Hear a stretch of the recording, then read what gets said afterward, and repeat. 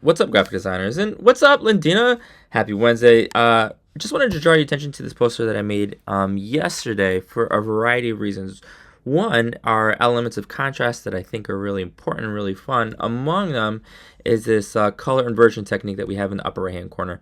So I wanted to distinguish January 27th from these other two dates because it's senior night. And how did I do that? Well, we've got green on white.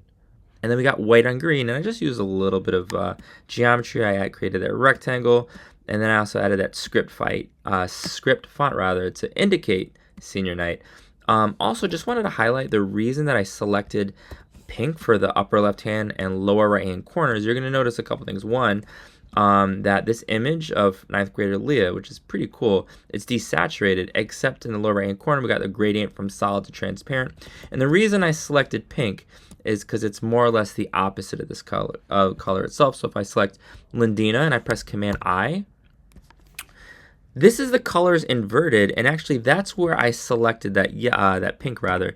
And I selected, then I went to the color picker, then I elevated like the pink itself to pump it up a little bit more. And so that's one of the philosophies behind the ideas behind this composition. All right, so let's take a look at what our summer work from yesterday's class, where we're embedding individuals into maps essentially. I think I gave you guys the 5 boroughs in New York State.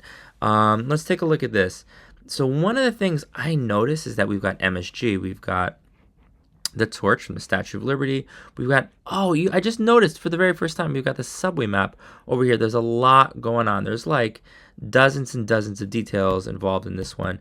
And I'm going to encourage you guys to think about details and elements that you can put in your own designs. And let's take a look at some of your designs. And then what we're going to do is review some of the basics in terms of how to structure this. All right. Yikes. Here we are. All right. Shout out to Aiden. LMU Run New York. I love it.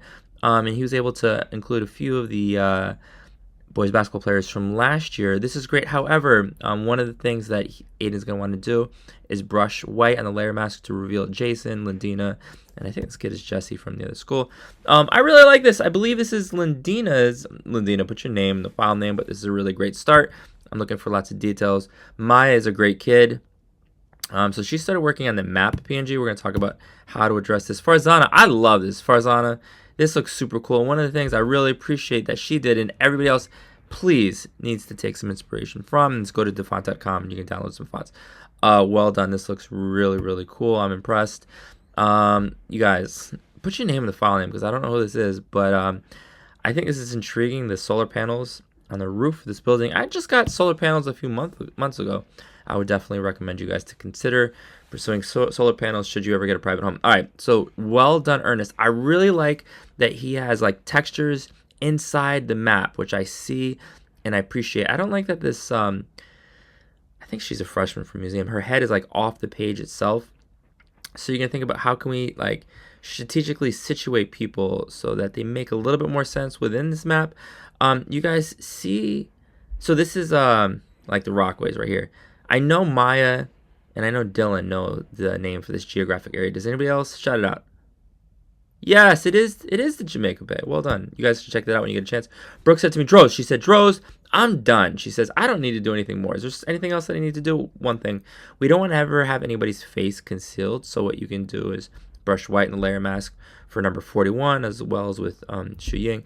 Also, there's so many of the details that you can include and maybe take a little bit of inspiration from these images from right here. So what other textures or visuals that really make up like the character of Chelsea, I would encourage you to consider. Now, last thing. So, ladies and gentlemen, here's what I know. I gave you the New York City cutout, but we're not building on this, and I know that some of you guys are doing that. Instead, what we're going to do is we're going to use the Move tool, and if we use the Move tool, we can click and drag one element from one tab to another. So here is this PNG map, and here is the blank that I gave you. So what we're going to do is simply grab this map, and I'm going to drag it right here, and then release. Oh, okay, that makes sense. And I also know that here we've got Logan. If I click and drag Logan to blank 85 by 14, oh, okay. I'm going to do the same thing with this one right here. I'm going to drag and release. Okay, this looks cool. And so now I know that if I hide Logan very temporarily, and I know that if we hold Command and we click the 5 boroughs, And then when the Shuying layer is selected, we click layer mask. We know that it's embedded inside. I'm going to press B for brush. White is revealed, and so we can simply reveal Shuying this way. So you're going to do something that looks a little bit like that. Additionally, just a quick review, I know that you know that if in your downloads folder you have all of these images, right, all the PNGs, you can simply click and drag into your Photoshop canvas, and then I'm just going to press check, check, check, check, check. Wow, this is easy. This is efficient. You guys are going to have fun. I can't wait to see all the details that you add to your design. Let me know if you have any questions. Good luck.